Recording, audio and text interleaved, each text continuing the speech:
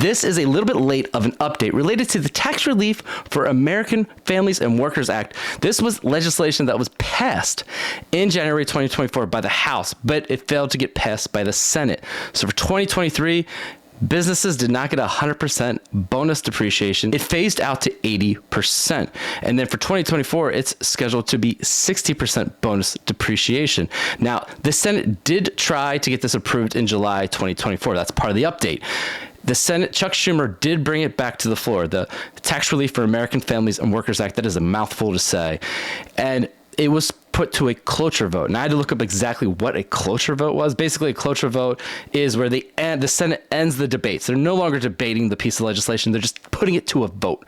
And when they put it to the vote, voted 48 to 45. Let me make sure I got that right. 48 to 44 against approving this piece of legislation. With a cloture vote, you need 60 votes to approve a piece of legislation. Unlike if you just go to a normal vote, you only need 51. You need a supermajority with a cloture vote because you have called, hey, we're not debating anymore. I want a supermajority to approve this piece of legislation so we stop talking about it. But if you leave it to a regular vote, you only need 51. I hope I got my facts straight on there. I had to do some research on what exactly a cloture vote was versus what needs to be approved in the Senate to get a piece of tax legislation through. Now, Chuck Schumer I don't know, this might be just political games, but Chuck Schumer oddly voted no related to this piece of legislation, which apparently gives him the ability to bring this piece of legislation back to the Senate floor at a later date. Now, I don't think anything's going to happen until the election cycle is over, but who knows? I would bank on, though. Nothing's going to happen until the election cycle is over.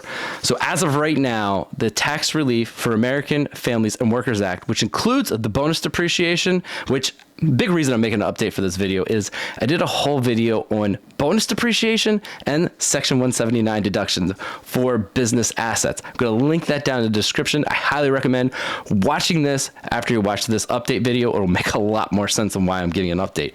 Now, with the Tax Relief for American Families and Workers Act, that mouthful to say, there is a couple other tax deductions. There is the domestic research and development costs. You get an immediate deduction for that. Obviously, the restores the 100% bonus depreciation that I'm mainly updating on. There are limits. So Section 163J, this is related to interest deductions for business. You can get a larger interest deduction. There's less limits in place.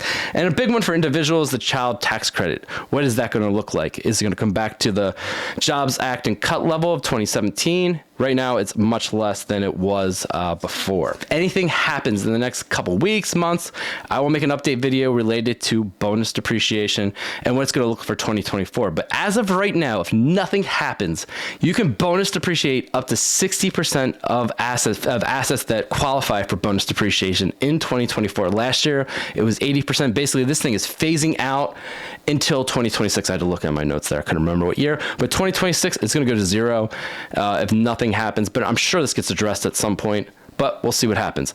That is my update for now. Appreciate you. Have a good rest of the day, and I will see you in the next video. Take care and goodbye.